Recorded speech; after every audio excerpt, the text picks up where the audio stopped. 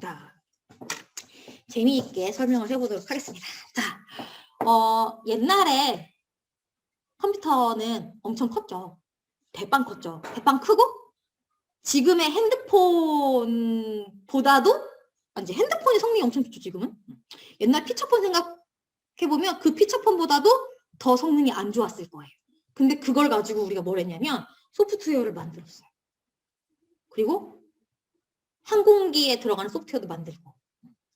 그러면 시간이 굉장히 오래 걸렸겠죠. 뭔가 하나 만들 때. 굉장히 오래 걸렸을 거예요. 그래서 보통 그때 걸리는 시간이 길었기 때문에 이들한테는 그 단계가 굉장히 중요했어요. 단계. 장기 프로젝트니까 5년이나 지나서 소프트웨어를 볼 수가 있는데 그러면 그 단계별로 요구사항 분석하고 설계하고 개발하고 테스트하는 요 단계의 도장을 쾅쾅쾅 찍어주고 넥스트로 넘어가는 게 굉장히 중요했을 거예요. 왜냐하면 시간이 막 흘러가는데 다시 앞으로 거슬러 간다? 그러면 일정이 또 몇 년이 지나가는 거거든요. 그래서 폭포수 모델은 이 단계별로 승인을 거쳐서 순차적으로 가는 생명주기 모델이 폭포수 모델이에요. 폭포수가 위에서 아래로 떨어지잖아요. 분수는 아래에서 위로 올라오고. 그래서 요, 설, 개, 태, 유 이게 이렇게 가지 반대로 이렇게 가지는 않는다. 그래서 폭포수 모델이라고 얘기를 해요. 역으로 흘러가지 않는다. 무조건 순차다. 폭포수 모델이에요. 여기서 폭포수 모델의 문제점이 뭐냐면 중간에 개발을 했어요. 개발을 했는데 알고 봤더니 야 설계서가 문제가 있었어. 개발하고 보니까 이제야 알겠어. 라고 했더니 돌아가는 비용이 너무 많이 커지는 거죠. 다시 뒤로 가려고 했더니까 이제까지 우리가 쓴 비용, 기간 이런 게 다 쓰레기가 되는 거예요. 그러다 보니까 이게 초기에 뭔가 검증하고 발견하는 게 미흡했어요.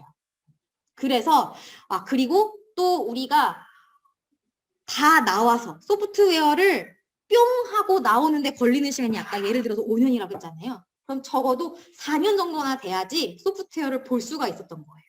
그 전에는 몰라. 소프트웨어가 안 보여.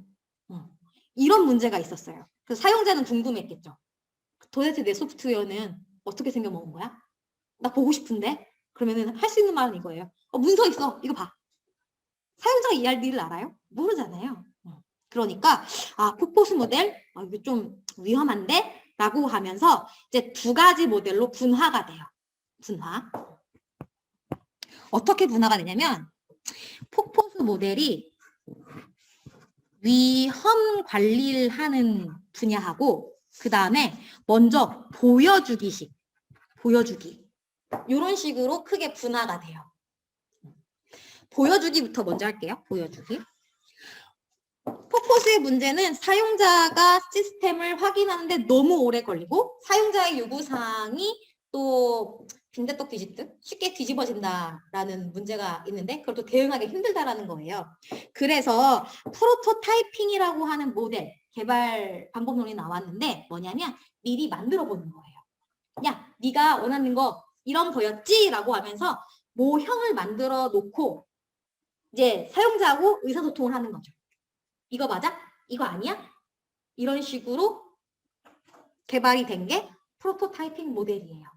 그래서 만들어진 프로토타입을 파기할 수도 있고 아니면 계속 점진적으로 개발시켜서 실제 개발로 쓰일 수도 있고 이런 식으로 하는 게 프로토타이핑 모델. 폭포수의 문제점이었던 잘 보여지지 않았던 소프트웨어를 먼저 만들어서 사용자하고 의사소통하게끔 만든 게 프로토타이핑 모델이고요. 그 다음에 또 폭포수 모델의 문제점이었던 위험. 문제가 후반부에 되어서만 보인다라는 문제가 있어서 이게 나선형 모델로 진화해요. 나선형 모델. 나선형 모델은 뭐냐면 우리가 나선형 모델을 하면 이렇게 그림을 그리거든요. 동글동글동글. 이렇게. 계획하고, 위험 분석하고, 개발하고, 고객 평가하고. 이 스텝을 계속 도는 거예요. 최종 모델이 나올 때까지. 개발하고, 위험 분석하고, 이 시스템에 개발할 건데, 이거 문제 없어? 문제 없어. 개발하고, 고객 평가하고. 이런 식으로 N차를 돌아요, N차. 그래서 위험도 관리하고 사용자한테 미리 소프트웨어도 보여주고 이런 식으로 발전을 하게 돼요. 근데 나선형 모델의 문제점이 뭐냐면 위험은 관리를 할 수가 있는데 이게 진짜 운이 안 좋으면 이 나선형을 너무 많이 돌아. 너무 많이 돌아가지고 오히려 더 장기화될 소지가 있다라는 문제가 있는 거예요. 그런 문제가 있었어요. 그리고 프로토타이핑 모델의 문제점은 뭐냐면 이게 프로토타이핑을 만들었는데 사용자가 아니래. 그러면 그간에 들어간 비용들, 자원들이 다 낭비되는 그런 문제가 있었어요. 각각은 그런 문제가 있어요. 그리고 그 다음에 나온 모델이 뭐냐면 반복적 모델이에요. 반복적 모델. 반복적 모델. 이 반복적 모델은 뭐냐면 말 그대로 한꺼번에 시스템을 빵 하고 터트려서 만드는 게 아니라 분할해서 만드는 거예요. 분할해서. 근데 이것도 두 가지 형태가 있어요. 증분형이 있고 증분형이 있고요. 진화형이 있어요. 증분형은 예를 들어 이렇게 하는 거죠. 폭포수 형태를 여러 번 타는 거예요. 그러니까 시스템을 잘게 쪼개가지고 폭포수를 한 번 타고, 두 번 타고, 세 번 타고, 네 번 타고 이런 식으로 하는 걸 증분형. 여러 가지 분할을 여러 번 해가지고 만들어내는 게 증분형이고요. 진화형은 뭐냐면 1단계 개발을 했어요. 우리가 코알을 만들었어요. 그럼 거기에 살을 덧붙여 나가면서 둥글둥글둥글 전체 시스템을 만들어가는 거. 이거를 진화형이라고 얘기를 해요. 그래서 타임 투 마켓이 우리는 빨리 나가야 된다. 뭐 서비스를 먼저 런칭하는 게 중요하다라고 하면 진화형 모델을 하는 거죠. 일단 모르겠고 터트려. 그리고 상세한 건 나중에 이런 식으로 가는 게 진화형이고요. 우리는 하나를 내더라도 중요한 부분을 좀 딥다이브해서 일단은 런칭을 할래. 그렇게 할 때는 증분형으로 가는 거고요. 이거를 반복적으로 한다라고 해서 두 가지를 합쳐서 반복적 모델이라고 이야기를 해요. 이거 이해되시죠? 그 다음에 나온 거는 RAID, Rapid Application Development라고 하는 애가 있는데 이 녀석의 특징은 케이스라고 하는 도구 아니면 4세대 언어에 의해서 빠르게 소프트웨어를 개발하는 모델이에요. 그래서 3개월에서 6개월이면 개발을 한다고 해요. 특히 이거는 사용자의 참여를 굉장히 중요하게 생각을 해요.